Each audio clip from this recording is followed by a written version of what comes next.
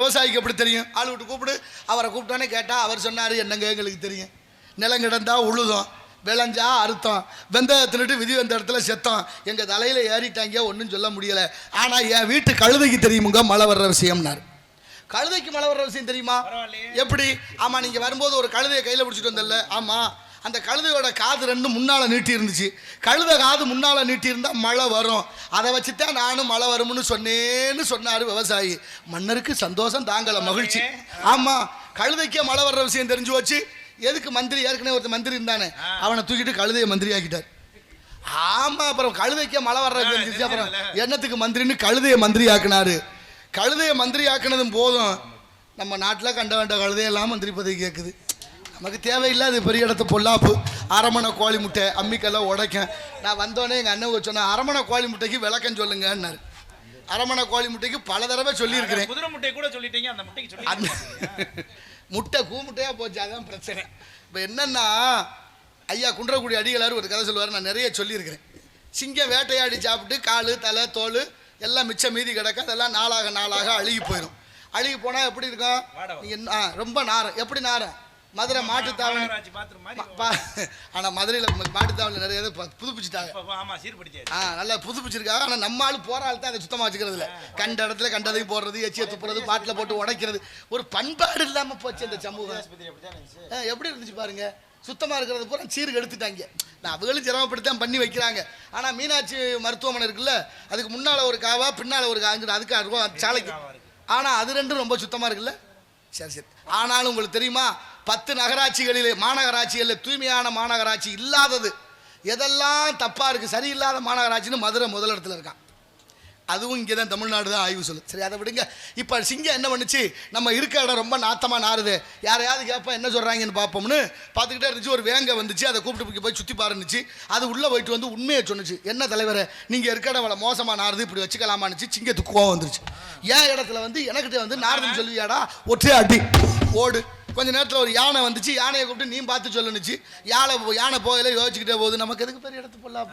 உள்ளே போயிட்டு வந்து நல்லா மணக்குதுன்னுச்சு. நாடுற இடத்த மணக்குதுன்னு சொல்லுவியா, நீ பொய் சொல்கிற, அதுக்கு ஒரு அடி, அதுவும் ஓடி போச்சு. இப்போ அந்த வழியாக ஒரு நரி வந்துச்சு, நரியை கூப்பிட்டு நீ பார்த்து சொல்லுனுச்சு. நரி எப்போதும் தந்திரம்ல, அது யோசிச்சுக்கிட்டே போகுது. ஒருத்தன் உண்மையை சொன்னேன், அவனை உதைக்கிறேன், ஒருத்தன் பொய் சொல்கிறேன், அவனையும் அடிக்கிறேன். இந்த நாட்டில் உண்மையும் பேச முடியல, பொய்யும் பேச முடியல, எதுக்கு எடுத்தாலும் அடிக்கிறாங்க. அடிக்கிறதோட விட்டாலும் பரவாயில்ல, வெட்டி கொள்கிறேன், இல்லை லாரி ஏற்றி கொள்கிறாங்க. நமக்கு தேவையில்லை பெரிய இடத்து பொல்லாப்பு. அரமணை கோழி முட்டை அம்மிக்கல்ல உடைக்கும்னு சுற்றிட்டு வந்து நரி சொன்னிச்சான் சிங்க தலைவரை பார்த்து, தலைவரை ஒரு வாரமாக ஜலதோஷம் மூக்கு அடைச்சிக்கிருச்சு, எனக்கு ஒன்றுமே தெரியலேன்னுச்சான். கொல்ல போய் அப்படித்தான் தப்பிக்கிறேன். நேருக்கு நேராக பேச துப்புல்ல, முன்ன விட்டு பின்னே பேசுறதுக்கு தான் புறம் பேசும் கூட்டமாக மாறியதும். அச்சமில்லை அச்சமில்லை அச்சம் என்பதில்லையே, உச்சி மீது வானிடிந்து விழுகின்ற போதிலும் அச்சமில்லை அச்சமில்லை அச்சம் என்பதில்லை என்று பாடிய இந்த தமிழ் சமூகம் பாரதி சொல்லி கொடுத்தானே. அப்புறம் அரமணை கோழி முட்டை, என்ன கோழி முட்டை? அரமணை கோழி முட்டை. அது ஒரு காலத்தில் அரசாங்க கோழி முட்டையாக இருந்துச்சு. நீங்கள் திருப்போணம் மடப்புறத்துக்கு ஒரு கோழி முட்டை வந்துச்சு தெரியுமா? போன வருஷம் பத்திரகாளி கோயிலுக்கு நிகிதான்னு திருமங்கலத்துலேருந்து ஒரு கோழி முட்டை, அதுதான் அரமணை கோழி முட்டை.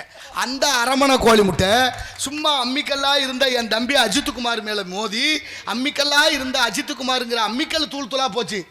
அரமணை கோழி முட்டை இன்னைக்கு வரைக்கும் பத்திரமா இருக்குது. இதுக்கு மேலேயா விளக்கம் வேணும் அரமணை கோழி முட்டைக்கு? இன்னைக்கு வரைக்கும் அந்த அம்மா நல்லா இருக்காளே.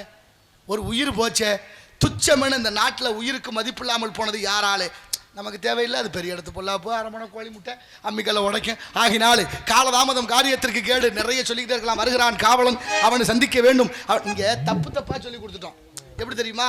குடிக்கிற ஆளை பார்த்து ஏன்டா அப்படி குடிச்சு தொலைகிற, யாரும் குடிக்கலை, ஏன்டா அப்படி தப்பு பண்ணுற, ஏன் பண்ணலை, ஏன்டா அப்படி பேசுகிற, யாரும் பேசலை.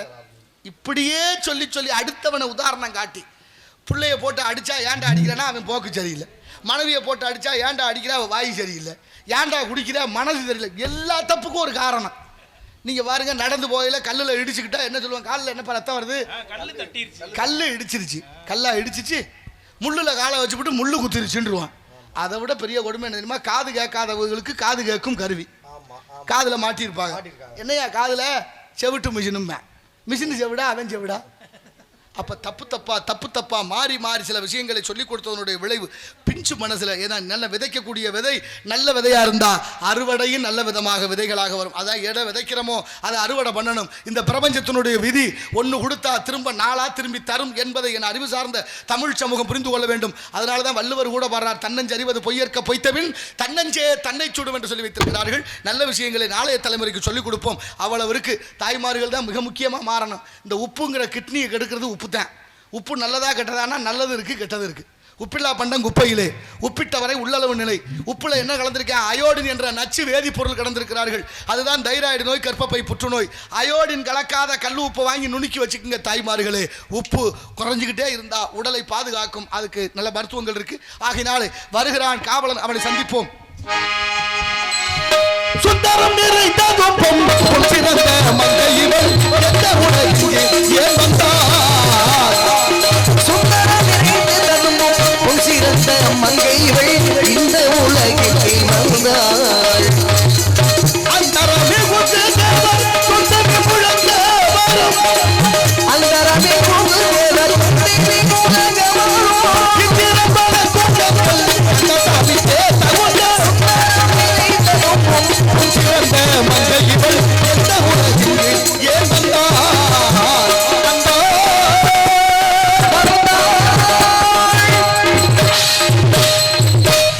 வந்தார்? மாதவர் முனிவரும் அறிவுள்ளோரும் ஆணோடு மண்ணோடு மருதானோற்ற மாது ஒரு வள்ளியிடன் கொடுமாலும் பூங்கால் உதித்த மேலா மாணவத்தை அமுதத்தை கனியை திறனை மானந்த தெய்வ யானையை மணந்த சீலா என்று தேவர்கள் உறுதிர்க்க வந்த முருகப்பெருமானுடைய இளையவள் வள்ளி இங்கே காவல் காத்திருக்கிறார். அவளை சந்திக்க இந்த கலகக்காரனுக்கு கலகம் பிறக்காம நியாயம் பிறக்காது. வருகிறார் காவலர், தங்கமான ராஜா, தங்கராஜா.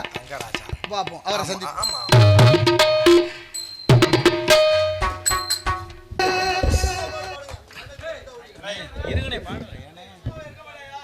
சிரித்து வாழ வேண்டும், பிறர் சிரிக்க வாழக்கூடாது. சிரித்து வாழ வேண்டும், பிறர் சிரிக்க வாழக்கூடாது. வாய் விட்டு சிரித்தால் நோய் விட்டு போகும். சிரிப்புல பலவிதமான சிரிப்பு இருக்கு. எது சிறந்த சிரிப்பு? சில பேர் நக்கலாவே சிரிக்கிறது, சிரிக்கிற மாதிரி சிரிக்கிறது, எகத்தாளத்தோட சிரிக்கிறது, வைத்தறிச்சலோட சிரிக்கிறது.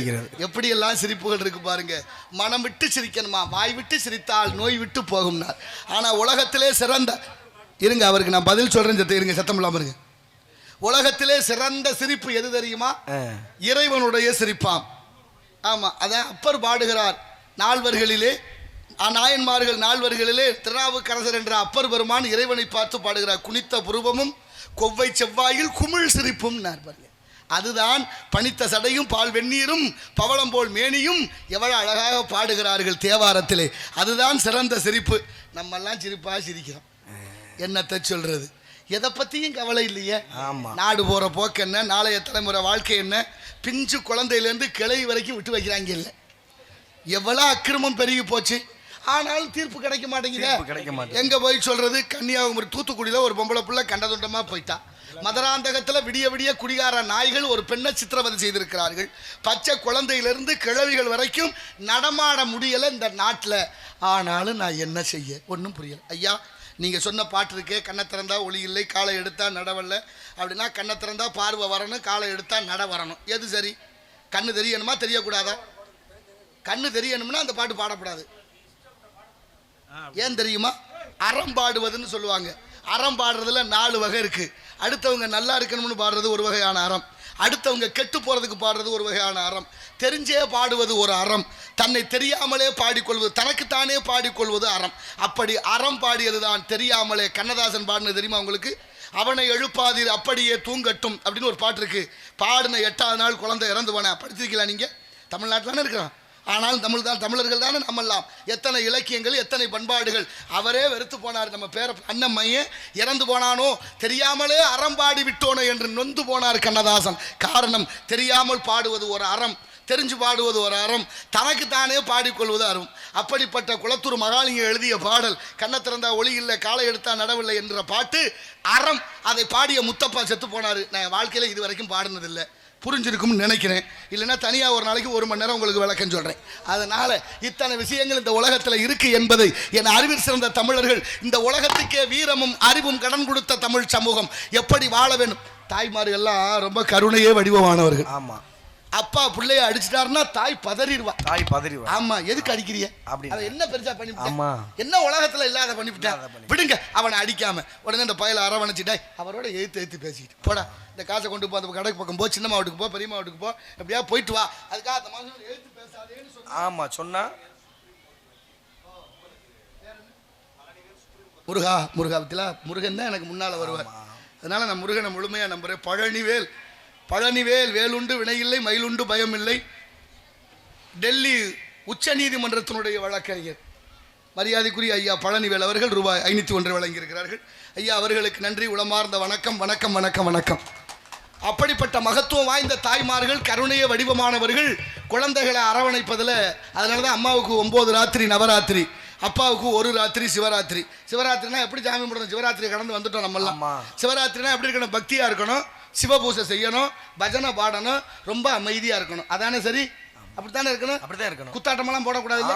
ஆனாலும் ஒரு கூட்டம் குத்தாட்டம் போடுறானே சிவராத்திரி அன்னைக்கு, என்ன செய்ய? அதை இந்த உலகம் நம்புத. சரி விடுங்க, நம்ம கண்ணத்துக்கு பெரிய இடத்து பொல்லாப்பு, அரமணை கோழி முட்டை அம்மிகளை உடைக்கும். ஆனால் சிவராத்திரி 1 ராத்திரி பட்னியாக இருக்கணும். ஆனால் நவராத்திரி 9 ராத்திரி தாய் பிள்ளைய பட்னி போடுவாளா? 9 ராத்திரியும் கொண்ட கடலிலிருந்து பொங்கல்லேருந்து புளியோதரிலேருந்து என்னென்ன இருக்கோ அத்தனையும் கொடுத்து தாய்மார்கள் குழந்தையை காப்பாற்றும் விதம். ஆனாலும் நம்ம ஆளுங்க பொண்ணு எடுக்கிறதுக்கு ஒரு வழக்கம் இருந்துச்சு அந்த காலத்தில். பொண்ணு வீட்டுக்கு போனால் மாப்பிள்ளை வீட்டுக்காரங்க 5-6 பேர் போவாங்க. 5 பேர் 7 பேர் 9 பேர் 11 பேர்னு. அங்கே பொண்ணு வீட்டில் என்ன பண்ணுவாங்க, பெரிய குத்து விளக்கை நிறுத்தி அதில் எண்ணெய் ஊற்றி திரியை போட்டு வச்சிருப்பாங்க. இப்போ பொண்ணு வீட்டுக்கு மாப்பிள்ளை வீட்டுக்கார போனோன்னே மாப்பிள்ளை வீட்டிலேருந்து பரிச்சை வைக்கப்படும். யார் மாமனா பொண்ணு வர சொல்லுங்க. பொம்பளை பிள்ளை வந்தோடனே குத்து விளக்கை ஏற்றணும். வந்த உடனே தீக்குச்சை உரசி பற்ற வச்சா பிடிக்காது. ஏன்னா ரொம்ப நேரமா திரி எண்ணெயில் ஊறிடுச்சு, அதனால பிடிக்காது. என்ன செய்யணும், கொஞ்சம் பழக்கப்படுத்தியிருந்தா, அந்த அனுபவம் அந்த குழந்தைக்கு சொல்லிக் கொடுக்கப்பட்டிருந்தா அந்த திரியை நசுக்கிட்டு பற்ற வைக்கணும். அப்பதானே பிடிக்கும். சரி, நசுக்கிருச்சு, அந்த விரல்ல எண்ணெய் ஒட்டிக்கிறோம்ல, அந்த பொண்ணு என்ன செய்யுதுன்னு பார்ப்பாங்களாம். அந்த புள்ள சுத்து முத்தும் பார்த்துட்டு இப்படி விளக்குல தடவி பிடிச்சி போச்சு, இந்த புள்ள பாத்திரம் மட்டத்தெல்லாம் ஒழுங்கா வச்சுக்க மாட்டா, இந்த பொண்ணு நமக்கு வேண்டான்னு கிளம்பிடுவாங்க. சரி, ஒருவேளை விளக்குல தடவாம அந்த எண்ணெயை, கையில் இருக்கிற எண்ணெயை இப்படி தலையில தடவிருச்சு, இந்த புள்ள தலையே குளிக்காது, தலை பிசு பிசுன்னு ஆகி போயிடும், வேண்டாம் நமக்கு இந்த பொண்ணுன்னு முடிவு பண்ணுவாங்க. சரி, தலையிலையும் தடவலை, அந்த விரலை அப்படியே சேலை துணியில் இந்த பக்கம் தடவிருச்சு, சுத்தம், அவளும் குளிக்க மாட்டா, குடும்பமும் இருக்க மாட்டா, அவளை இருக்க பாண்டெல்லாம் இருப்பா, வேண்டான்னு முடிவு பண்ணுவாங்களாம். சரி, அதுக்கு மேலே அந்த விரலை என்னதான் பண்ணுறது? ஒருவேளை தெரியாமல் இப்படி செவத்தில் தடவிச்சுன்னா வீடும் சுத்தமாக இருக்காது. பாருங்க, கலையரங்க வெள்ளை அடிக்கப்பட்டிருக்கு, புது வீடுன்னா வெள்ளை அடிக்கணும், ரொம்ப மங்களகரமா வச்சிருக்காங்க. அது மாதிரி அப்படி முடிவு. என்னதையா பண்றது, இவ்வளவு பிரச்சனை பண்ணா எப்படி? அந்த பொம்பளை பிள்ளை என்ன செய்ய? சரி, பக்கத்துல நிக்கிறவங்களை கூப்பிட்டு அம்மா துணி எடுத்துட்டு வாங்கன்னு சொன்னிச்சுன்னா அப்போ ஒரு முடிவு பண்ணுவாங்களாம். இந்த பிள்ளை வேலையே பார்க்காது, அடுத்தவங்களுக்கு வேலை சொல்றதுலே குறிக்கோளா இருக்கும் போல இருக்கு, அதனால இது சுத்தப்படாதுன்னு முடிவு பண்ணிடுவாங்க. அப்புறம் வேற என்னதான் செய்ய? வரும்போதே துணி எடுத்துக்கிட்டு வந்து திரியை நசுக்கிட்டு அந்த விரலை துணியில தொடச்சிட்டா பக்குவமான பொண்ணு அவங்க அப்பா அம்மா சொல்லி கொடுத்துருக்காங்கன்னு அர்த்தம். இன்னைக்கு அப்பா அம்மா எப்படி இருக்காங்க, பிள்ளைய எப்படி இருக்கான்னு அவங்க நிலையில நினைச்சு பார்த்துக்கலாம் எப்படி போகுது காலம். இப்படியெல்லாம் தேர்வு செய்து பெண்ணெடுத்த காலங்கள் போய்விட்டது. எப்படி மாறி இருக்கிறோம் நாம்? என்ன காரணம்? எதனால இந்த மாற்றம்? தாய்மார்கள் கருணையே வடிவமான. ஒரு அம்மாவுக்கு 2 பிள்ளை இருந்திருக்கு. சரி, ஒரு பொம்பளை பிள்ளை, ஒரு ஆம்பளை பிள்ளை. பொம்பளை பிள்ளைய கல்யாணம் பண்ணி கொடுத்துட்டா 6 மாசம் ஆச்சு. பக்கத்து வீட்டு அம்மா கேட்குறா, ஓ மருமையை எப்படி இருக்காரு, மகன் எப்படி இருக்கா, நல்லா இருக்காளா, ரொம்ப தூரத்தில் கட்டி கொடுத்தியே அப்படின்னு. அந்த அம்மா சொன்னா, என் மருமையை மாதிரி யாருக்கும் வாய்க்காது, சொக்க தங்கம். ஆமா, என் மகளை அப்படி பார்த்துக்குவாரு. அப்படியா? அப்படி என்னதான் செய்யறாரு? என் மகன் என்ன சொல்றாளோ தட்டாம கேட்பாரு, நில்லுன்னா நிப்பாரு, உட்காருனா உட்காருவாரு, உருளுன்னா உருளுவாருன்னாரு. அவ்வளவு மகத்துவம் வாய்ந்த மாப்பிள்ளை. கொஞ்ச நாள் கழிச்சு மகனுக்கு கல்யாணம் பண்ணி மருமக வந்துட்டான். இப்ப அந்த அம்மா கேக்குது, மருமக வந்தாலே என்ன செய்தி மயன் மருமகள்லாம். இப்போ இந்த அம்மா சொல்கிறா, அந்த கொடுமையை ஏன் கேட்குறேன், என்ன சொக்கு பொடி போட்டாலோ தெரியல, இந்த பையன் அவள் பேச்சையே கேட்குறேன், என் பேச்சை கேட்கறதே இல்லை, என்ன கிழவி.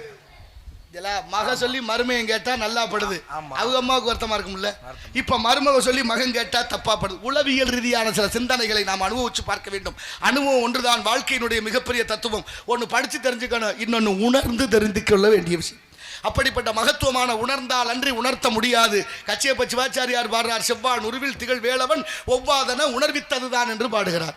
இந்த பூமியை 2 விதிக்கு கட்டுப்பட்டது, ஒன்று வன, ஒன்று இயங்கும், இன்னொன்று இயக்கும். படிச்சு தெரிஞ்சுக்கிறது ஒன்று, உணர்ந்து தெரிஞ்சுக்கிறது ஒன்று. அடிச்சா வலிக்கும்னு தெரியும், வலி என்னன்னு சொல்ல முடியுமா? எல்லாரும் அடி வாங்கினா தான் தெரியும்.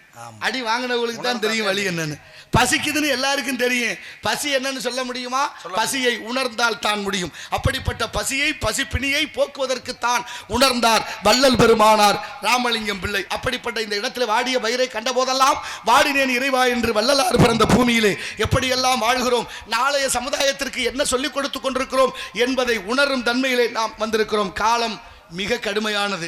அதுலயும் காலம் பொன் போன்றதுன்னு. பொண்ணுன்னா என்ன? தங்கம். 1 லட்சம் ரூபாய் தொட்டுருச்சா? கூடிடுச்சா? நமக்கு தெரியல பாருங்க. 1.5 காலம் பொண்ணுன்னா தங்கம் போன்றது. இந்த தங்கம் இல்லைன்னா இன்னொரு தங்கம் வாங்கிட போறான். பொருந்தாது இல்ல?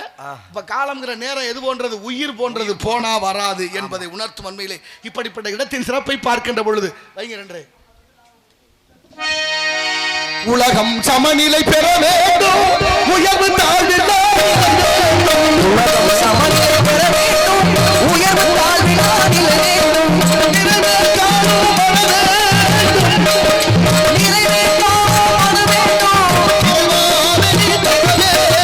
உலகம் சமநிலை பெற வேண்டும், உயர்வு தாழ்வில்லை.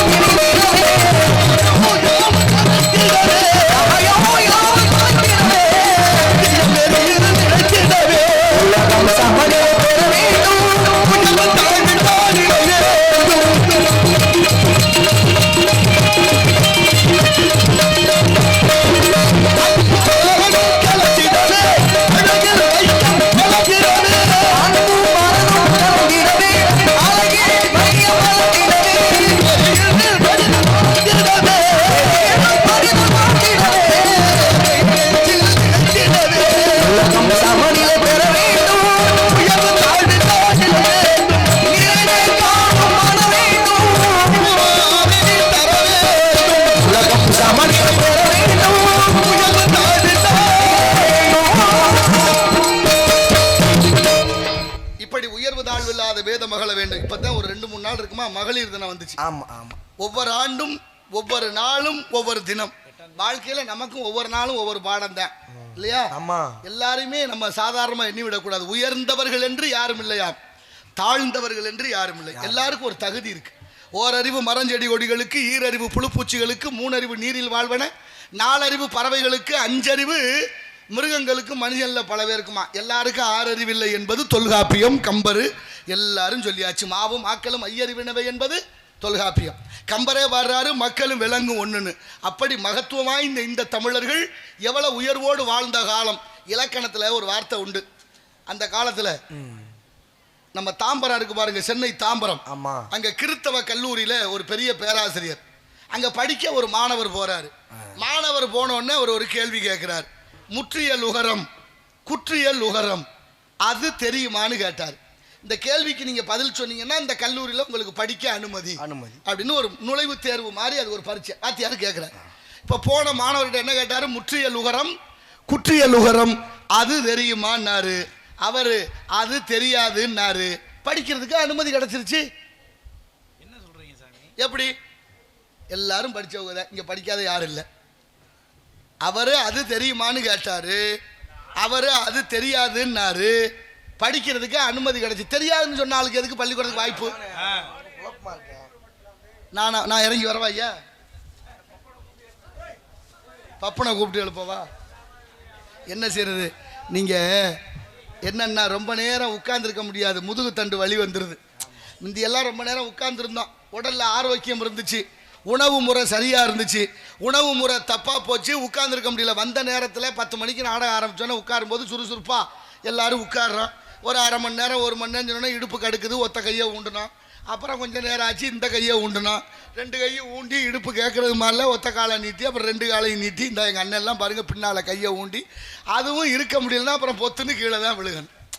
அப்போ உட்கார்ந்துருக்கவே முதுகெலும்பு ரொம்ப முக்கியம்னா நாட்டோட முதுகெலும்பு விவசாயி எவ்வளோ முக்கியம்னு நீங்கள் யோசிங்க.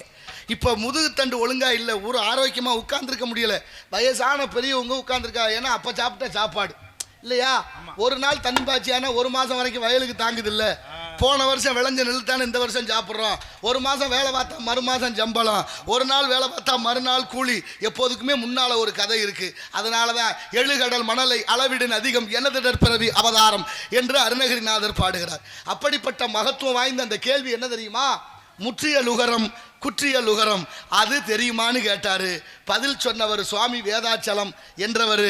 சுவாமி என்று வேதாச்சலம்ங்கிற பேரை மாற்றி நம்ம தமிழ்நாட்டுக்கு வந்ததுனால மறைமலை அடிகள்னு போற்றி தனித்தமிழ் இயக்கத்தை தோற்றுவித்த அந்த ஐயா தான் பதில் சொன்னார். அது தெரியாதுன்னு. முற்றிய லுகரம்னா அது, தெரியாதுன்னா குற்றிய லுகரம். அது அப்படிங்கிற வார்த்தை நம்ம சொல்லிடுவோம். அது என்ன அப்படின்னு கேட்குறோம். ஆனால் தெரியாது அப்படின்னு சொல்கிறது இல்லை. என்ன சொல்கிறான்?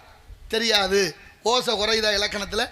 ஓசை குறைகிறதுனால அது தெரியாது, இது அதுன்னு அர்த்தம். அது முற்றிய லுகரம், அது குற்றிய லுகரம் தெரியாது. இவ்வளவுதான் அதில் உள்ள விஷயம். இப்படிப்பட்ட இலக்கணங்கள் எல்லாம் நம்மக்கிட்ட இருந்தது இருக்கு.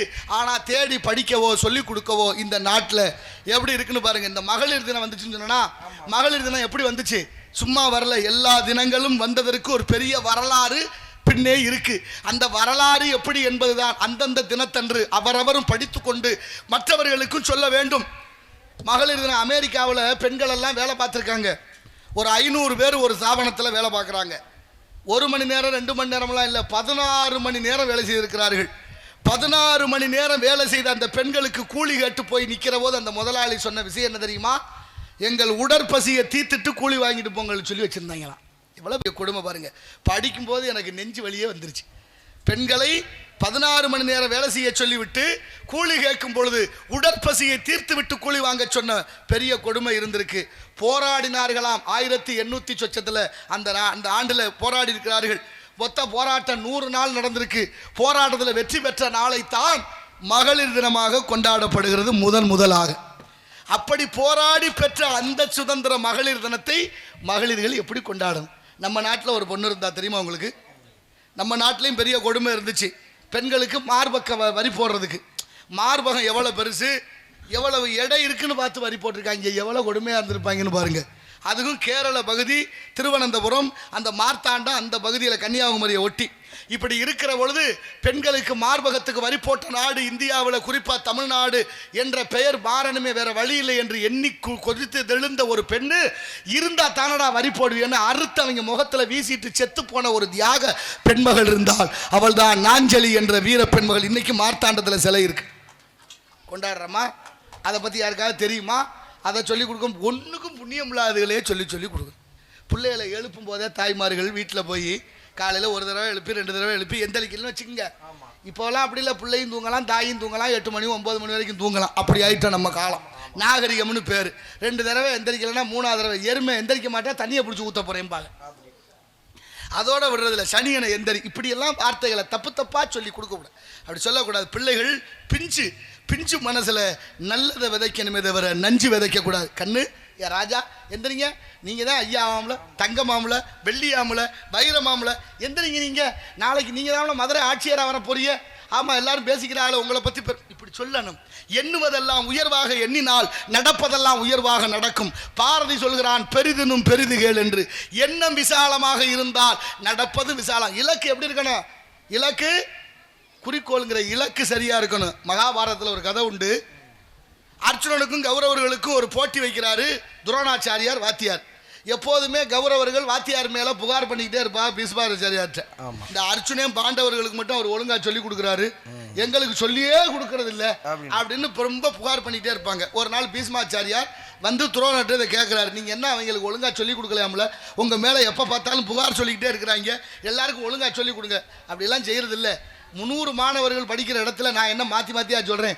ஒரு ஆளுக்கு சொல்கிற மாதிரி தான் எல்லாருக்கும் சொல்கிறேன். பாடம் ஒரே மாதிரி தான் நடத்துகிறேன். அவரவர்களுடைய புத்தியும் சிந்தனையும் எப்படி இருக்கோ அப்படித்தான் பதியும். சரி, ஒரு நாளைக்கு பரீட்சை வைப்பான், நீங்களும் வாங்க, எல்லா மாணவர்களும் வர சொல்லுவான். இப்போ துரியோதனனை கூப்பிட்டாரு துரோணர், அச்சரம் எழுதினாரு, அதுக்குள்ளே நிற்க சொன்னார். ஒரு மரத்து கிளையில் ஒரு கிளி பதுமையை வச்சாரு. அந்த கிளி பதுமையை அடிக்கணும். இப்போ குறி வைக்க சொன்னார், வச்சான் துரியோதனு. துரோணர் கேட்குறாரு, மரம் தெரியுதா துரியோதனா? தெரியுது குருநாதா. கிளை தெரியுதா துரியோதனா? தெரியுது குருநாதா. அதுல இலையெல்லாம் தெரியுதா? தெரியுது குருநாதா. அதுல ஒரு கிளி வச்சிருக்கமே தெரியுதா? தெரியுது குருநாதா. கிளியோட கழுத்து தெரியுதா? தெரியுது குருநாதா. அட்ரான்னாரு, அடிச்சான். கிளி இருக்கிறதுலேருந்து 3 மைலுக்கு அப்பால போயிடுச்சு, கிட்டத்திலே போகலை. எல்லாம் தெரிஞ்சவனுக்கு அடிக்க முடியல. ஆமா. கொஞ்ச நேரம் சென்று அர்ச்சுனனை கூப்பிட்டு நிறுத்தினாரு. அர்ச்சுனை வந்து நின்னான். குறிவை அர்ச்சுனான்னாரு துரோணரு. துரோணர் கேட்கிறாரு அர்ச்சுனனை, மரம் தெரியுதான்னு கேட்டாரு. அவன் தெரியலன்னா. இப்ப முடிவு பண்ணிட்டான். இங்க இருந்தேன் போறான். அவன் தெரியுதுன்னு சொன்னவனாலேயே அடிக்க முடியல. இவன் இப்பவே தெரியலன்ட்டான். இவன் எங்கேயா அடிக்க போறான்? எப்படி யோசிக்கிறாங்க பாருங்க. இவன் மரமே தெரியலன்னா எப்படி அவன் அடிப்பான்னு யோசிச்சான். அடுத்த வார்த்தை துரோணர் கேட்டாரு, கிளை தெரிகிறதா? தெரியலன்னு. அடுத்து இலை தெரியுதா? தெரியலன்னு. முடிவு பண்ணிட்டேன். சுத்தமா ஒன்றும் தெரியாம வந்து நிற்கிறானே, இவனை வச்சு எப்படி பண்றதுன்னு யோசிச்சாங்க. கடைசியா கிளி தெரியுதான்னு கேட்டாரு. தெரியலன்னா. சரி கழுத்து தெரிகிறதா? தெரிகிறதுன்னு அர்ச்சுனு. அட்ரான்னாரு. கிளியோட கழுத்து அறுபட்டு துண்டாக விழுந்தது. அப்ப நோக்கமும் குறிக்கோளும் ஒரு இடத்துல வச்சாச்சுன்னா அதுல இருந்து வலுவாது இருந்து விட்டால் எப்படி வெற்றி அடையலாம் என்பதற்கு இந்த கதையெல்லாம் உதாரணம். அதையெல்லாம் உணர்ந்து நாளைய பிள்ளைகளுக்கு சரியாக சொல்லி கொடுத்தால் படிப்பினையாக இருக்கும். அதானே சரி? எல்லாம் சரி. அதான் சரி இருக்கணும். இல்ல எத்தனை கதைகள் இருக்கு நமக்கு. அடுத்து ஒரு கதை சொல்லுவோம். இப்ப இடத்தின் சிறப்பை பார்க்கின்ற பொழுது உயர்ந்த இடத்தில் இருக்கும் போது உலகம் உன்னை மதிக்கும். உயர்ந்த இடத்தில் இருக்கும் போது உலகம் உன்னை மதிக்கும். இளமை கொஞ்சம் இறங்கி வந்தால் நிலரும் கூட இருக்கும். மதியாதா தலைவாதல் மதியாதே என்று மானம் உன்னை வயிறு சொன்னது. அர்த்தம் உள்ளது. பரமசிவன் கழுத்தில் இருந்து பாம்பு கேட்டுடாம். இருக்கும் இடத்தில் இருந்து கொண்டால் எல்லாம் சௌக்கியமே. கருணை சொன்னது. அதில் அர்த்தம் உள்ளது.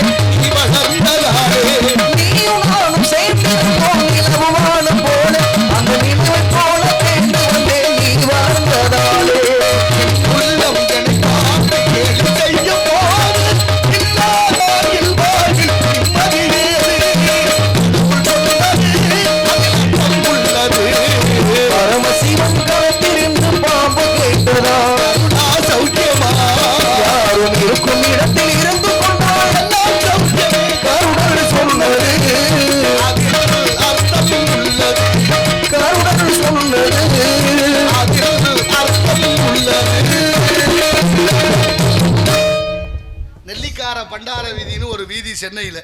நெல்லிக்கார திருவொற்றியூரில். நெல்லிக்கார பண்டார வீதிங்கிற வார்த்தையிலேருந்து பண்டாரத்தை தூக்கிட்டாங்க.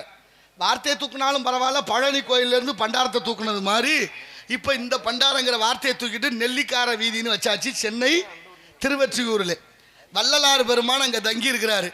வள்ளலார் தங்கி இருந்த வீதியில் ஒரு 5-6 வீடு தள்ளி ஒரு சாமியார் உட்கார்ந்துருக்கார். வள்ளலாருக்கு பேர் ராமலிங்கம். இப்போ அங்கே உட்கார்ந்துருந்த சாமியார் பேர் ராமலிங்கம். அவர் பேர் தோப்பா சாமியார்னு கூப்பிடுவாங்க. ஏன் தோப்பா சாமியார்னா, தோடுடைய செவியன் விடையேறி தூவன் மதிசூடி காடுடைய சுடலை பிடின்னு பாடினாரே ஞான சம்பந்த பெருமான். அவர் பாட்டு மேலே காதல் கொண்டு அந்த ஒரு வார்த்தையை சொல்லிக்கிட்டே இருப்பாரா. எப்போ பார்த்தாலும் தோப்பா தோப்பா தோப்பான்னு சொல்லிகிட்டே இருப்பார். அதனால அவருக்கு தோப்பா சாமியார்னு பேர். அவர் திகம்பரர், ஆடையற்றவர், இயற்கை ஆடையாக அணிந்தவர். நிர்வாணமாக உட்கார்ந்துருக்கார். உட்கார்ந்துக்கிட்டு போகிற வார ஆளுகள் எல்லாம் பார்த்துக்கிட்டு சொல்லுவாராம், இந்த நாய் போகுது, நரி போகுது, பன்றி போகுது, கழுத போகுது, எருமை இப்படி சொல்லிக்கிட்டே இருந்திருக்கிறார். போகிற வார ஆளுகளில் ஒரு ஆள் சந்தேகப்பட்டு, யோ நீ என்ன பைத்தியமா, என்ன மனுஷன் போய்கிட்டு இருக்க ஆளுகளை பூரா நாய், நரி, சிங்கம், புலின்னு சொல்லிக்கிட்டு இருக்கிறேன், மாடுங்கிற நாய் நல்லா இருக்குது அப்படின்னு போய் கேட்டிருக்காங்க. அவர் சொன்னார், என் கண்ணுக்கு யாருமே மனுஷனாக தெரியலேன்னாராம். யாருமே தெரியலேன்ட்டார். இப்போ வள்ளலாற்ற போய் சீடர்கள் சொல்கிறாங்க, ஐயா அந்த பாதையில் போக வேண்டாம், நம்ம வேறு பாதையில் போவோம். ஏன்? அங்கே ஒரு சாமியார் இருக்காரு, எல்லாரையும் திட்டுறாரு. அவர் திட்டினா திட்டிட்டு போகிறாரு, அவர் வேலையை அவர் பார்க்கட்டும், நம்ம வேலையை நம்ம பார்ப்போம் அப்படின்னு வள்ளலார் அந்த வழியாக வந்தார். வள்ளலார் அந்த வழியாக வர்றாரு. இப்போ எல்லாரையும் திட்டின அந்த சாமியார் வள்ளலாரை பார்த்து சொன்னார், இதோ மனிதர் வருகிறார்னாராம். இதோ மனிதர் வருகிறார்னு சொல்லிட்டு அவர் செய்த செய்ய என்ன தெரியுமா? நிர்வாணமாக உட்கார்ந்துருக்கமேனு கையை வச்சு அந்த இடத்தை மறைத்து கொண்டாராம். அப்படிப்பட்ட மாண்பு படைத்த மனிதர்களும் மனிதராக வாழ்ந்த மகான் வள்ளல் பெருமானாரை மனிதனாக ஏற்றுக்கிட்டார்னா யாரையும் ஏற்றுக்கிற மாதிரி இல்லை. அதுதான் பிரச்சனை. இருந்தாலும் இறந்தாலும் பேர் சொல்ல வேண்டும், இவர் போல யாரென்று ஊர் சொல்ல வேண்டும். அப்பேற்பட்ட வள்ளலார் அந்த தோபா சாமியார்கிட்ட போய் ஒரு 2 நிமிஷம் உட்கார்ந்து பேசுகிறாரு. 2 நிமிடம் உட்கார்ந்து பேசிய உடனே அந்த நிர்வாண சாமியார் உடனே எழுந்து திருவண்ணாமலை சென்று பக்கத்தில் வேலூர் சென்று சீவ ஒடுக்கமான கதை நாம் எல்லாம் படிக்கிறோம். அப்படிப்பட்ட மகான் மேலே வழக்கு இந்த நாட்டில் கடலூர் நீதிமன்றத்தில் வள்ளலார் என்ன தப்பு பண்ணாருன்னு இன்ன வரைக்கும் கண்டுபிடிக்க முடியலை. ஆனாலும் வழக்கு தொடுத்து வென்று விட்டார். திருவருட்பா பாடியது தப்புன்னு வழக்கு தொடுத்தவர் ஆறுமுக நாவலர் வெற்றி அடைஞ்சாச்சு, வழக்கு தள்ளுபடி ஆயிருச்சு. ஆனால் திருவருட்பாவை இந்த நாட்டில் நிலைக்க செய்தவர் யாருன்னு தெரியுமா? வரலாறு அவர்தான் நாகர்கோயில் பக்கத்தில் உள்ள இடர் இல்லா குடி என்ற இடலா குடியில் பிறந்த செய்குத்தம்பி பாவலர் என்ற இஸ்லாமிய மகான். ஒரு இஸ்லாமியர் அவர் தான் மேடை போட்டு எல்லா ஊர்லையும் பாடினாராம், திருவருட்பா மிக உறுதியானது, உடலுக்கு மட்டுமல்ல உயிருக்கு உத்தரவாதம் உள்ளது, திரு அருட்பாவை பாடுங்கள், அருட்பாவுக்கு மறுப்பாய் எவராலும் பாட முடியாது என்று மேடை போட்டு முழங்கிய செய்குத்தம்பி பாவலர். அவர் என்ன சதாவதானி, சதம்னா 100 விஷயங்களை கிரகிக்கக்கூடிய அவதானிக்கக்கூடிய பெருமையோடு வாழ்ந்த மகான் சதாவதானி செய்குத்தம்பி பாவலருக்கு நம்ம தமிழ்நாட்டில் காஞ்சிபுரத்தில் ஏகாம்பரேஸ்வரர் கோயிலுக்குள்ளே கூட்டிகிட்டு போய் பூரண கும்ப மரியாதை செய்ததாக வரலாறு சொல்லுது. ஆனால் மதிக்கிறோமா நம்ம? சில ஊர்களில் மதிப்பு நிறைய இருக்குது. இங்கே வந்தோடனே பார்த்தேன், அதை மதிக்கணும்ல. இங்கே பாருங்கள், ஸ்ரீராம ஜெயம் அப்படின்னு எழுதுகிறோம். மகாத்மா காந்தியை சுட்ட போது ஹே ராம்னு சொல்லி விழுந்தாராம் மகாத்மா காந்தி, ஐயோன்னு சொல்லலை. ராம் என்ற எழுத்து 2 எழுத்து, ராம் அப்படின்னா ராம் யாரோட பேரு? ஸ்ரீராமன், தசரதனுடைய மகன் ராமச்சந்திரமூர்த்தி அப்படி நினைக்கிறீங்களா? இல்லை, அவருக்கு முன்னாலே 21 தலைக்கு முன்னாலே வந்துருச்சு பரசுராம்னு ஒரு பேர் வந்துருச்சா? அப்போ இவருக்கு முன்னாலே அங்கே பேர் இருக்கு, அவருக்கு முன்னாலே இருக்கு ராம் என்ற வார்த்தை. ராம் என்பது பரம்பொருளுடைய பேர். இப்போ அதுக்கு விளக்கம் சொல்கிறேன். ராங்கிற எழுத்து என்ன செய்யுமா தெரியுமா? அன்றாடம் செய்யக்கூடிய நம்மளை அறிஞ்சு அறியாமல் தெரிஞ்சு தெரியாமல் செய்கிற பாவத்தை எல்லாம் ரா என்ற எழுத்து போக்கடிக்குமா. சரி, போன பாவம் திரும்ப வரக்கூடாது, இம் எழுத்து அதை தடுக்குமா. அதை நமக்கு நன்னூல் சூத்திரம் சொல்லுது. அண்ணன் நுனினா வருடல் அளவரும் மீக்கி இதழ் ஒரு பம்ம பிறக்கும்னு சொல்லுது. நீங்கள் ராம் ராம் ராம்னு இந்துக்கள் மட்டுமா சொல்கிறாங்க? இஸ்லாமியரும் சொல்கிறாங்க, கிறிஸ்தவரும் சொல்கிறாங்க. அவங்கெல்லாம் சொல்லணும்னு சொல்லலை, அவங்களை அறியாமே சொல்கிறாங்களாம். எப்படி சொல்கிறாங்க? வந்தாராம், இருந்தாராம், கொடுத்தாராம், கேட்டாராம், சென்றாராம், பார்த்தாராம், ராம் வந்துருச்சா? அவங்க சொல்லணும்னா சொல்கிறாங்க, சொல்லிக்கிட்டே இருக்காங்களே. நீங்கள் எம்மதமும் சம்மதம். ஆனால் எல்லா மதமும் ஒத்து போகிற ஒரே ஒரு மதம் இருக்குது தெரியுமா உங்களுக்கு? என்ன மதம்? சொல்லுங்க. எல்லா மதமும் ஒத்து போகிற ஒரே மதம் தாமதம். எவ்வளோ தாமதமானாலும் என்னன்னு கேட்க மாட்டான். ஏப்பா அப்படி தாமதம் வரேன்னு கேட்குறீங்களா? இல்லையே, நமக்கு கடவுள் நிறையா இருக்காரு. இந்துக்களுக்கு அவ்வளோ கடவுள் இருக்குது. இஸ்லாமியர்களுக்கு நபிகள் நாயகம் இறை தூதர் அல்லாஹ் கடவுள். கிறிஸ்தவர்களுக்கு இயேசுநாதர் இறை தூதர், அவங்களுக்கு கடவுள் இருக்காரு. ஆனால் எல்லாருக்கும் கடவுள் வெவ்வேறாக இருக்குது. மன்மதன் ஒரே ஆள் தானே இருக்காரு. இஸ்லாமியருக்கு ஒரு மன்மதன், கிறிஸ்தவர்களுக்கு ஒரு மன்மதன், இந்துக்களுக்கு ஒரு மன்மதன் இருக்கா? இல்லை 3 பேருக்கு ஒரே மன்மதன் தானே. அதனால தான் அவனுக்கு பேர் காமன். காமனாக இருந்து எல்லாருக்கும் அருள் புரிகிறான். அப்படிப்பட்ட மகத்துவம் வாய்ந்த இந்த உலகத்திலே சமயோசிதம் என்று ஒன்று வேணும். ஒரு பள்ளிக்கூடத்தில் வாத்தியார் பாடம் நடத்துகிறாரு. பாடம் நடத்தும் போது மகாபாரத கதையை அரங்கேற்றம் பண்ணுவோம். ஆண்டு விழா வந்துருச்சு. ஆண்டு விழாவில் குழந்தைகளை நடிக்க வைக்கணும். அந்த கதாபாத்திரத்தில் 2 பயல்களை தேர்வு பண்ணி, தம்பி இங்கே வா, நீ பாஞ்சாலியாக நடிக்கிற, நீ துச்சாதனா நடிக்கிற. பாஞ்சாலி உடம்புல 3 சேலையை சுற்றி வச்சுருப்போம். நீ துச்சாதனா நடிக்கிற, நீ என்ன செய்யணும்? பாஞ்சாலியை சபையில் துகில் உரியணும். துயில் உரியணுமா? துயில்னா தூக்கு, ஆடை. துகில்னா தூக்கம் இல்லையா? துயில்னா தூக்கம், துகில்னா ஆடை. இப்போ அவர் சொல்கிறாரு, ஒரு சேலையை உருவு, 2 சேலையை உருவு, 3வது சேலையை உருவிராத தம்பி, உருவுறது மாதிரி நடிக்கணும்டா. அதாண்டா கதை. 2 பேருக்கும் ஒத்திகை பார்த்து முடிச்சுட்டு வீட்டுக்கு போங்கப்பா, நாளை காலையில் ஆண்டு விழா, அதில் உங்கள் 2 பேருக்கு இந்த வேஷம் கதாபாத்திரம் என்ன? ஒருத்தன் பாஞ்சாலி, ஒருத்தன் துச்சாதனு. இப்போ பாஞ்சாலியாக நடிக்கிற பையன் கொஞ்சம் கனமான பையன், கொஞ்சம் திடமான பையன். இந்த துச்சாதனு கொஞ்சம் வெளிஞ்ச பையன். போகும்போது ஏதோ வாய் தகராறுல சண்டை வந்துருச்சு வீட்டுக்கு போகிற போது. இப்போ துச்சாதனை நடிக்கிறவனை பாஞ்சாலி பையன் அடிச்சு விட்டேன். அவனால் திருப்பி அடிக்க முடியலை. டே என்னை அடிச்சிட்டீங்கடா, உன்னை சமயம் வரும்போது பார்த்துக்கிறேன்டான்ட்டு போயிட்டேன். இப்போ 2 பேரும் வீட்டுக்கு போயாச்சு. மறுநாள் காலையில் அரங்கேற்ற நாடகம், ஆண்டு விழா. இவர் பாஞ்சாலி, அவர் துச்சாதனு. பாஞ்சாலி சபையில் நிற்கிறான், ஆம்பளை பிள்ளை பொம்பளை வேஷம் போட்டு நிற்கிறாரு. இப்போ துச்சாதனே உண்மையிலேயே ஆம்பளை பிள்ளை, அந்த துயில் உரியணும். இப்போ சேலையை உருவ சொல்லி கொடுத்தாரு வாத்தியார். ஒரு சேலையை உருவு, 2 சேலையை உருவு, 3வது சேலையை உருவிராதரான்னு சொல்லியிருந்தாரு. அவன் 2 சேலையை உருவிட்டு 3வது சேலை உருவ வரும்போது யோசிக்கிறான், நேற்று போயில அடிச்சியல நீ ஓ மானத்தை இன்னைக்கு வாங்காமல் விட்றதில்லான்னு மனசுக்குள்ள வச்சுக்கிட்டு 3வது சேலையும் உருவிவிட்டேன். உருவுனா டவுசரோட நிற்கிறேன், கால் சட்டையோட. சபையில் எல்லாரும் சிரிப்பா இல்லை. அந்த பயலுக்கு யோசனை என்ன வந்துச்சு தெரியுமா? படக்குன்னு சொன்னேன், கண்ண பரமாத்மா, எங்கள் அண்ணா இந்த சபையில் நான் பொம்பளையாக இருந்தால் என் மானம் போயிடும்னு என்னை ஆம்பளையாக மாற்றிட்டியப்பா, ஓ கருணையோ கருணைன்னு பாருங்க. அந்த சிந்தனையும் செயல்பாடுகளும் இந்த பிள்ளைகளுக்கு இருக்கணும். எப்படி இருக்கணும்? அப்படி இருந்தால்தான். அப்படியா இருக்கு. இன்னைக்கு ஒரு பள்ளிக்கூடத்தில் வாத்தியார் பயலரை கேட்குறாரு, என்னடா இப்படி தப்பு தப்பாக பேசுகிற, உச்சரிப்பு இல்லாமல் இருக்கடா, பூ ஈஸ் பா யும் புஷ்பம் சொல்கிறான்னா அவன் பூ ஈஸ் பா யும் புய்ப்பம்னு. ஆமாம், புய்ப்பம். அவங்க அப்பா வர சொல்லி என்ன அவன் மகன் புஷ்பம்னு சொல்ல தெரியல, புய்ப்பம்ங்கிறானேன்னு. ஆஹா, அவர் யோசிச்சார், இந்த பிரச்சனை நம்ம வம்சத்துக்கு தகராறாச்சே, புள்ள அதில் போய் சிக்கிட்டானே அப்படின்னு. உடனே அப்பா சொன்னாரான், தம்பி அப்படி சொல்லக்கூடாது, நான் சொல்கிற மாதிரி சொல்லு, பூ உண்டுன்னு சொல்லலாம், பொய்ப்பம் உண்டுன்னு சொல்லலாம், ஐயா சொன்னது மாதிரின்னு சொல்லலாம். நானா ஐயா என்ன சொன்னார்னா அப்பனுக்கும் தெரியல மகனுக்கும் தெரியல. மேலதிகாரி பார்த்துட்டு தலைமை ஆசிரியரை கூப்பிட்டு, அப்பா மையன் 2 பேரும் இப்படி பேசுகிறாங்களே, இதானா ஐயா உங்கள் ஊரில் இப்படித்தான் பேசலாம், ஒழுங்காக சொல்லிக் கொடுக்கலான்டா. அவர் சொன்னார், எங்கள் ஊரில் பழக்க வழக்கமே இப்படித்தான். எப்படி இருக்கு பார்த்தீங்களா? தமிழ் கூறு நல்லுலகம், தமிழ்நாடு, நாமெல்லாம் தமிழர்கள். உங்களுக்கு ஒரு ஆச்சரியம் தெரியுமா? வடநாட்டிலேருந்து வந்த இந்திக்காரன் பூரா நம்மளை பார்த்து அண்ணா வணக்கம்ங்கிறேன், நம்மளால் வாங்க ஜீன்றேன். கடுப்பாக வருது. அவன் நம்மளை அண்ணேன்னு கூப்பிட ஆரம்பிச்சிட்டேன். ஆனால் நம்மளும் மாறுற மாதிரியே இல்லை. நாங்கள் இப்படி தாண்டா திரிவோம்னு எங்கே போய் சொல்கிறது. எப்படி இருக்கு பாருங்க இந்த இலகை. ஒருத்தர் இறந்து போனார். இறந்து போனவர் யமலோகத்துக்கு போயிருக்காரு. யமலோகத்துக்கு போனோன்னு யமதர்மனை பார்த்து திட்டுறேன், எதுக்கு நீ அதுக்குள்ளேயும் கூட்டிகிட்டு வந்தேன், எவ்வளோ வேலை இருக்குது எனக்கு, எவ்வளோ சொத்து பத்து சேர்த்துருப்பேன், அதுக்குள்ளேயும் என் ஆத்மாவை பிடிச்சிட்டு வந்துட்டிய. அவர் சொன்னார், டே விதி முடிஞ்சு வச்சா வந்துதான் ஆகணும், இதுக்கு மேலே ஒன்றும் பண்ண முடியாதப்பா, நீ வந்த வேலையை பாரு, இங்கே இருக்கிறதெல்லாம் காட்சிகளை பாருன்னாரு. இப்படி பார்க்குறான், கடிகாரமாக மாட்டியிருக்கு. கடிகாரமாக மாட்டியிருக்கு. கேட்குறான், யமதர்மராஜா யமலோகத்தில் எதுக்கு இவ்வளோ கடிகாரம்னு கேட்டேன். யமதர்மன் சொன்னார், ஒரு இறந்து வர்றவங்களுக்கு இறந்து வரப்போகிறவங்களுக்கெல்லாம் கடிகாரம் ஒன்று வச்சுருப்போம். இப்போ அது எதுக்குன்னு கேட்டீங்கன்னா, யார் யார் எவ்வளவு பொய் சொல்கிறாங்களோ அதுக்கு தகுந்த முதாயா கடிகாரம் ஓடும்னாரு யமதர்மன். இவனுக்கு ஒரு பயம் வந்துருச்சு. ஆஹா, நம்மளுக்கும் ஒரு கடிகாரம் மாட்டியிருப்பாங்களே, நம்ம பொய் சொல்லியிருந்தா அதுக்கு தகுந்த மாதிரி ஓடுமே அப்படின்னு அச்சப்பட்டு கேட்குறேன், எனக்கு கடிகாரம் மாட்டியிருக்கீங்களா? ஆமாம். எந்த கடிகாரம்? இந்த கடிகாரம் தான் உனக்கு மாட்டினது. பார்க்குறேன், கடிகாரம் அளவுக்கு மீறி ஓடுது.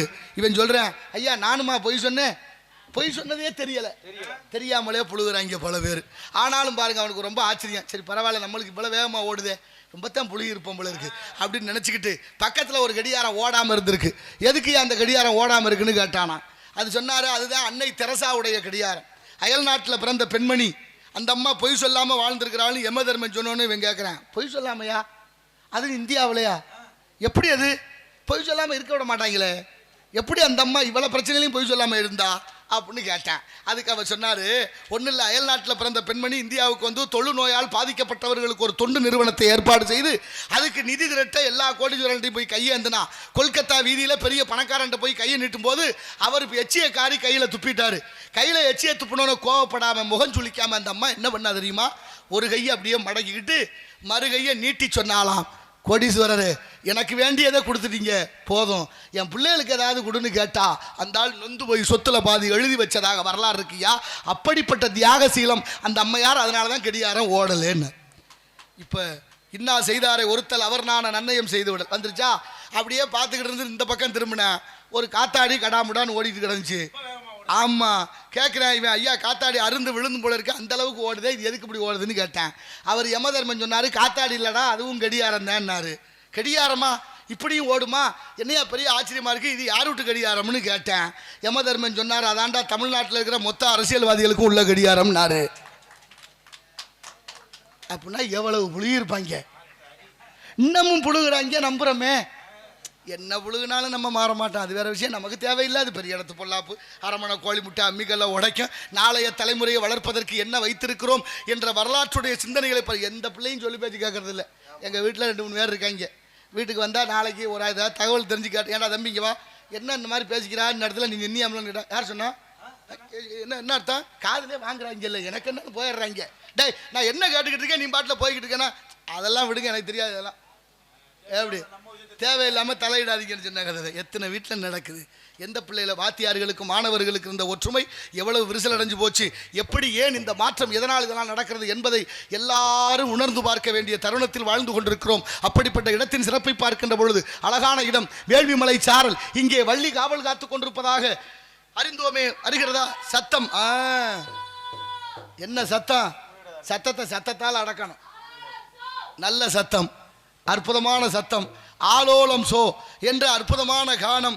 வள்ளி இங்கே காவல் காத்து கொண்டிருக்கின்றால் முருகனை அடைய வேண்டும் என்ற லட்சியத்தோடு முருகனுக்கு இங்கே திருமணம் நடக்க இருக்கிறது. வள்ளிக்கு திருமணம், வள்ளி திருமணம்.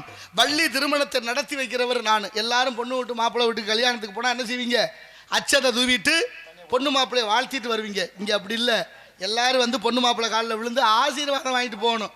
ஏன்னா இது தெய்வீக திருமணம். அச்சதைனா என்ன அர்த்தம்? சதைனா குத்துவது, அச்சதைனா குத்தப்படாதது. அந்த காலத்தில் நெல்லை ஊற வச்சு அந்த மேலே இருக்கிற உமியை உரிச்சு எடுத்து முனை முறியாத அரிசியில் மஞ்சள் கலந்து அதில் மலர் சேர்த்து அப்படித்தான் அச்சதை தூவி இருக்கிறாங்க. இன்னைக்கு அப்படியா இருக்கிறான்? மண்டபத்தில் போய் உட்காந்துடுறான். பொண்ணு மாப்பிள்ளை அந்த கடைசியில் இருக்கான், நம்ம இந்த கடைசியில் இருக்கிறான். தாம்பழத்தில் கொண்டு வந்து அரிசியும் மலரையும் கொடுத்துட்றாங்க. தாலியை கட்டினோன்னே கட்டி மேளம் சத்தம் இங்கேருந்து வீசினா அங்கே போகுதோ இல்லையா, நமக்கு முன்னால் இருக்கிற அத்தனை பேர் தலையிலையும் விழுகு. இதுவா ஆசீர்வாதம்? எப்படி இருக்கு பாருங்க. எப்படியெல்லாம் மங்களகரமான வார்த்தைகளும் போக்குகளும் நம்மகிட்ட இருந்ததெல்லாம் மருவி போனது. ஆனாலும் இந்த திருமணம் மற்றதெல்லாம் வெறுமணம், இது திருமணம். திரு என்ற உயர்வோடு மனம் எங்கேயிருந்து கிடைக்கும்? மலரிலிருந்து வரும். மலரிலிருந்து வரக்கூடிய மனத்தை ஆண்மகனும் நுகரணும். எதுக்காக? அந்த காலத்தில் தாலி கட்டும் போது முனை முடியாத மஞ்சள் கயிறோடு சேர்த்து தாலி கட்டினாங்க. அதுக்கப்புறம் மருவி தாழம் என்ற பனை ஓலையில் எழுதினாங்க. அதனால தான் தாலின்னு பேர் வந்துச்சு. பனை ஓலையில் இன்னார் மகன் இன்னாருக்கு கொடுக்குறோம்னு எழுதி அப்படி கட்டினாங்க. அதுக்கப்புறம் கொஞ்சம் வசதி வாய்ப்பு நாகரிகம் பெருகிச்சு. தங்கத்தில் தாலியை செய்து நூலில் கோர்த்து கட்டினோம். அந்த நூலில் கோர்த்து கட்டி முதல் நாள் மட்டும் கட்டுறோம், மறுநாளே தங்கத்தில் மாற்றிடுறோம். இன்னமும் சில வீடுகளில் இன்றைக்கி இருக்கிற சூழல் என்னாச்சு? தங்கத்திலே தாலியை செய்து தாலி கயிறையும் தங்கத்தில் சங்கிலியாக மாற்றி கட்டுறதெல்லாம் இல்லை, தூக்கி மாற்றுறதோட சரி. எப்படி மாறி இருக்கும்? இதில் என்ன சிக்கல் தெரியுமா உங்களுக்கு?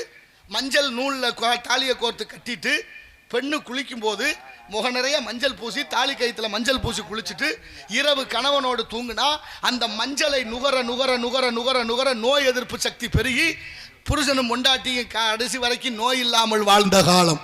எப்பொழுது நாகரிக நமகளை வந்துச்சோ மஞ்சள் பூசுறதை விடுத்துட்டோம், மஞ்சள் நூலை கலட்டிட்டோம். உங்களுக்கு தெரியுமா என் அறிவில் சிறந்த பெரியோர்களே, தமிழ்நாட்டில் 100% பெண்களுக்கு ஒரு பக்கம் மார்பகம் இல்லை. காரணம் புற்றுநோய். இந்த நாட்டில் தமிழ்நாட்டில் மஞ்சளுக்கு பேர் போன மாநகரம் எது? ஈரோடு. ஈரோடு தான் இன்னைக்கு தமிழ்நாட்டில் புற்றுநோய்க்கு முதலாவது இடம். அப்போ என்ன காரணம்? ஏன் இப்படி மாறிச்சு?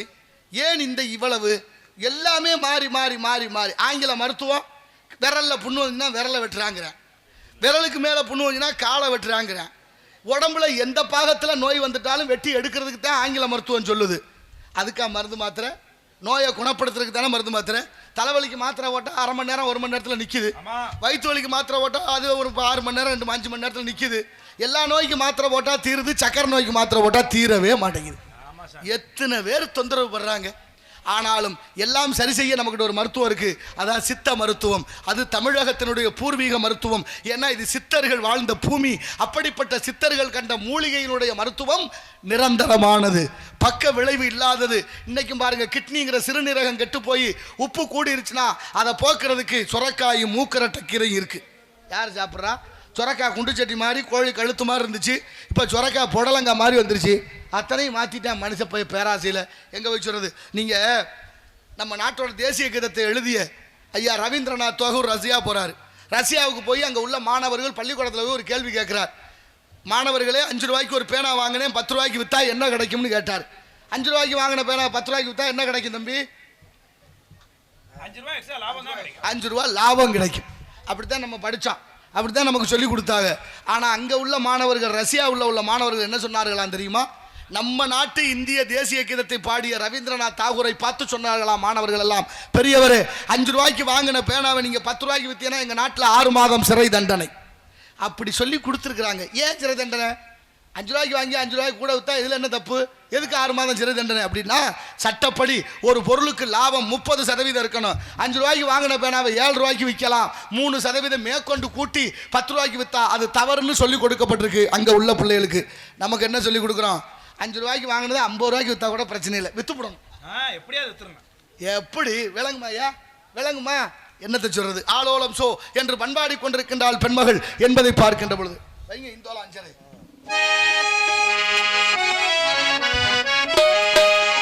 ஆனந்த தேங்காற்று தாளாத்துதே, அலைவாயுதே, மனம் ஏங்குதே, ஆசை காதலிலே.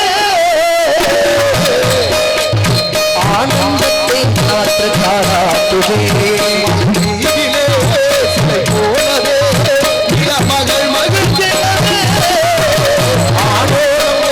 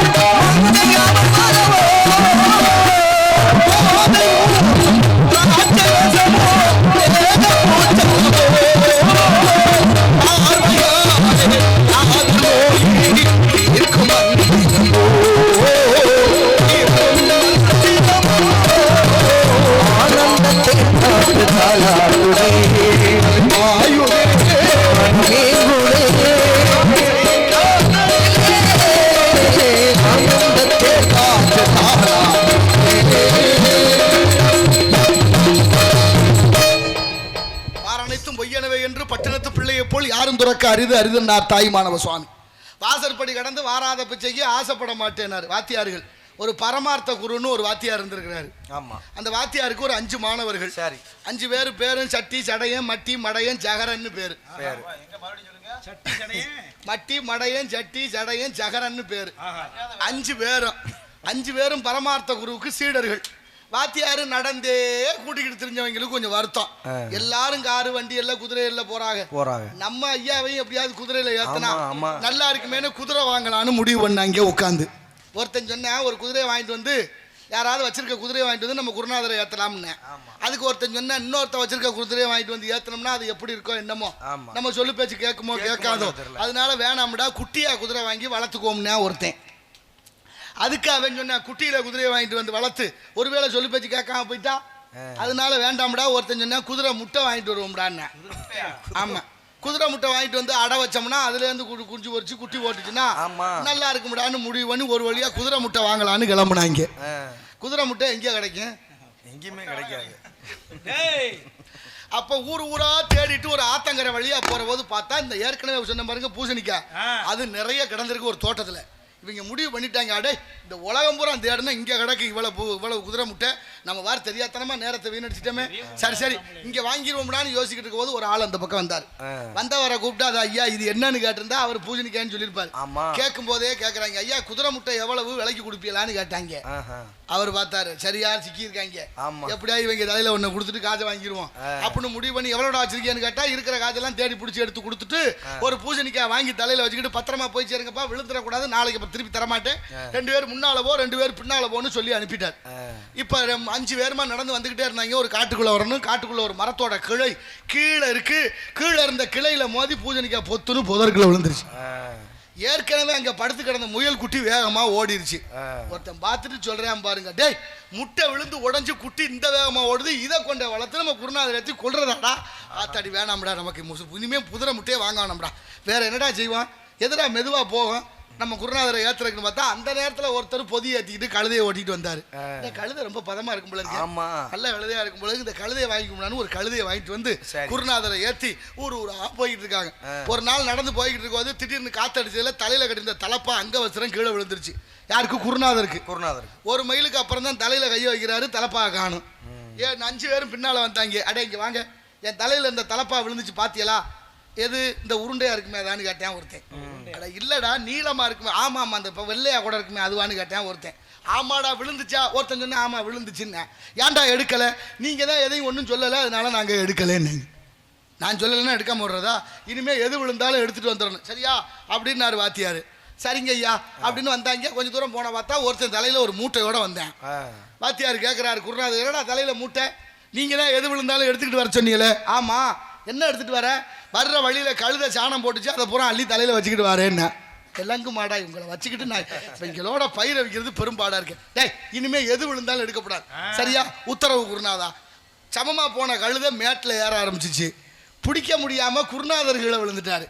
5 பேரும் கழுத பின்னாலே போய்கிட்டு இருக்காங்க. குருநாதர் ஐயோ ஐயோன்னு கிடந்து கத்து. டேய் தூக்குங்கடா தூக்குங்கடானா எங்கிட்டு தூக்குறது? ஏன்டா தூக்கலை? நீங்கள் தான் எது விழுந்தாலும் எடுக்கப்படாது நீ இல்லை கிடங்கன்னு போட்டுட்டாங்க. இப்படி இருந்தால் எப்படி? இப்படித்தான் இன்னைக்கு இருக்கிற பாடங்களும் திட்டங்களும். நமக்கு பாடத்தை வகுத்தவர் மெக்காலே என்ற ஆங்கிலேயன். மெக்காலே என்ற ஆங்கிலேயன் வகுத்த கல்வி திட்டம் தான் இன்னைக்கு மெக்காலே கல்வி திட்டம்னு நம்மகிட்ட இருக்குது. ஆனால் மாணவர்களுக்கு நல்ல விஷயங்களை சொல்லிக் கொடுக்குறோமா? எத்தனை விஷயங்கள் இருக்குது தமிழில் இருக்கு பாருங்க. அகர முதல எழுத்தெல்லாம் ஆதிபவன் முதற்றே. அகரம்ங்கிற எழுத்தை பாருங்க. முதல்ல தொடங்கும் போது ஒரு சுழி, அது ஆனாவுக்கு தொடக்கம். அடுத்து இடையில ஊனா, அடுத்து மானா. ஆனா ஊனா மானா அகர உகர மகர 3 எழுத்து அதுக்குள்ள இருக்கு. ஆனாவுக்குள்ள 3 எழுத்து இருக்கு.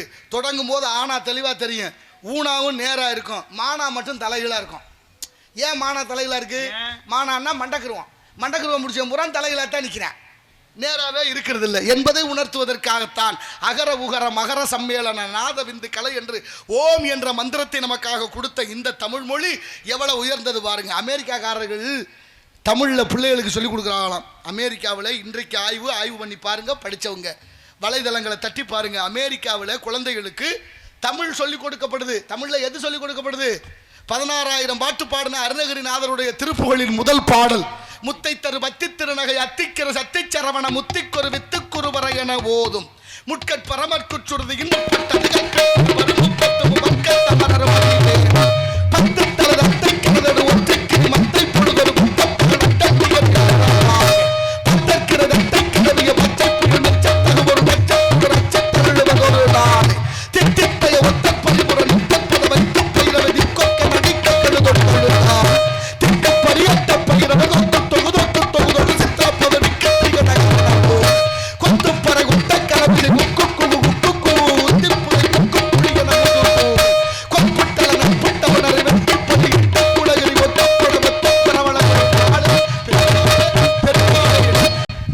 அமெரிக்காக்காரன் திருப்புகழ் சொல்லி கொடுத்துக்கிட்டு இருக்கேன். என் மனசாட்சி உள்ள தமிழர்கள் சிந்திச்சு பாருங்க. ஏன் சொல்லி கொடுக்குறேன்? ஆயுசு வளருமா? தமிழ் சொல்லி கொடுத்தா ஆயுசு வளரும்னு ஆய்வை பார்த்துவிட்டு பிள்ளைகளுக்கு தமிழ் சொல்லி கொடுக்குறேன். இன்னொரு அதிசயம் சொல்லவா? சீனாவில், நம்ம பக்கத்து நாடு சீனா இருக்குல்ல, சைனா, அங்கே பள்ளிக்கூடம் தமிழில் திறக்கிறாங்க. தமிழ் வாத்தியாரை நியமனம் பண்ணுறாங்க, தமிழில் பேர் வைக்கிறாங்க. வலைதளம் பார்த்துருக்கீங்களா? ஒரு பொண்ணு கூட சொல்லுவா, நான் பீசிங்கிலேருந்து பூங்கோதை பேசுகிறேன்பா. பார்த்துருக்கீங்களா இல்லையா? பூங்கோதைங்கிற பேர் சீனாவில் வச்சுட்டேன். நம்மெல்லாம் என்ன பண்ணிக்கிட்டு இருக்கோம்னு பாருங்க. இப்போ விஞ்ஞான ஆய்வு, விஞ்ஞானியை கேட்குறாங்க சீன அரசாங்கத்தை, எதுக்கு தமிழுக்கு இவ்வளோ முக்கியத்துவம்? ஏன் தமிழில் பள்ளிக்கூடம், தமிழில் வாத்தியார்கள், தமிழில் பேர் எதுக்கு செய்கிறீங்கன்னு கேட்குறாங்க. சீன அரசாங்கம் என்ன சொன்னு தெரியுமா? உலகத்திலே செம்மொழியாக்கப்பட்ட மொழி 6: கீப்ரு, லத்தீன், சமஸ்கிருதம், இன்னொரு மொழி, மொத்தம் 6 மொழி இருக்குது. அதில் சீன 1, தமிழும் 1, மொத்தம் 6 மொழி. அப்படிப்பட்ட தமிழ் மொழிகளிலே, இந்த உலகத்திலே செம்மொழியாக்கப்பட்ட 6 மொழிகளிலே 4 மொழிகள் உலக வழக்கு அழிந்து ஒளிந்து செத்து சிதைந்து போய்விட்டது, சமஸ்கிருதம் உள்பட. மீதம் இருப்பது 2, ஒன்று சீனம், இன்னொன்று தமிழ். தமிழர்கள் நம்ம உயர்த்தி சொல்லணும். அப்படிப்பட்ட நிரந்தரமான மொழிகள் 2, ஒன்று சீனம், இன்னொன்று தமிழ். அதையும் விஞ்ஞானிகள் ஆய்வு பண்ணி சொன்னாங்களாம், சீனம் கூட ஒரு நாள் இல்லை ஒரு நாள் அழிந்து போகும்னு. இப்போ என்ன சொல்லுது அந்த அரசாங்கம் தெரியுமா?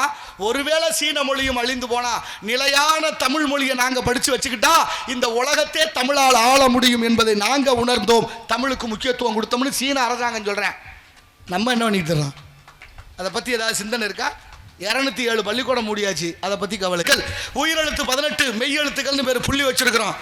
மெய்யெழுத்து 18 புள்ளி வச்சிருக்கோம். உயிரெழுத்துல புள்ளி இருக்குமா? உயிரெழுத்துல புள்ளி இல்லை, ஆனால் இருக்கு. நீங்க சொல்லுங்க. எங்கள் அம்மா அப்பான்றான். ஏன் அம்மா அப்பான்னு சொல்லணும்? தும்முனா ஏன் அம்மா அப்பா சொல்லணும் சொல்லுங்க பாப்போம். ஏன் தும்முன உடனே அம்மா அப்பான்னு ஏன் சொல்லணும்? ஏன் சொல்லணும் அம்மான்னு? ஒரு அம்மா நேற்று காரைக்குடி பேருந்து நிலையத்தில் வந்துடலான்னு வந்தேன் மதுரைக்கு வர்றதுக்கு ஒரு அம்மா ஒரு பையனை போட்டு அடியே தண்டம்னு அடிக்கிறான். ஏம்மா அப்படி போட்டு அடிக்கிறா? பச்சை பிள்ளை அவன் என்ன தப்பு பண்ணானுக்கிறேன், உனக்கு தெரியாது போயான்ட்டான். தெரியாம தாம்மா கேட்குறேன்னு சொல்லுன்னு அவள் சொல்கிறா. நான் எவ்வளோ செலவு பண்ணி இவனை படிக்க வைக்கிறேன், இவன் என்னை வந்து மம்மின்னு கூப்பிட்றேன், சரி அம்மானு கூப்பிட்றேன் அப்படிங்கிறான். அம்மானு கூப்பிட்டது அந்த அம்மாவுக்கு தாங்கலை, மம்மின்னு கூப்பிடுறதுன்னு போட்டு அடிக்கிறான். ஆமாம், எல்லா பிள்ளையும் மம்மின்னு கூப்பிடுது, இவன் மட்டும் அம்மானு கூப்பிட்றேன். கூப்பிடலாமா? ஏம்மா மம்மின்னா என்னென்னு தெரியுமான்னு கேட்டேன். அதெல்லாம் எனக்கு தெரியாது, என்னை கூப்பிடணும் மம்மின்னு. ஏன் மம்மின்னா உடல்லேருந்து உயிர் போச்சுன்னா உயிரற்ற உடலுக்கு பேர் தான் மம்மி, பதப்படுத்தப்பட்ட பிணம்னு பேர். அப்படி புணமாவா பேர் வச்சுக்கிறேன்னு வேண்டாமம்மா, எனக்கு அதெல்லாம் தெரியாது, என்னே மம்மின்னு தான் கூப்பிடும். அவர் வீட்டுக்காரர் அங்கிட்டு வந்தார். ஐயா அவளோட வாதம் பண்ணாதீங்க, கொஞ்ச நாளாக நல்லா இருந்தவ இப்போ பணமாக தான் திருறான், நட பணமா, அதனால் அவன் மம்மினே கூப்பிடட்டும்னாரு அவர். அப்போ மம்மினா பிணம்னு தெரியுது.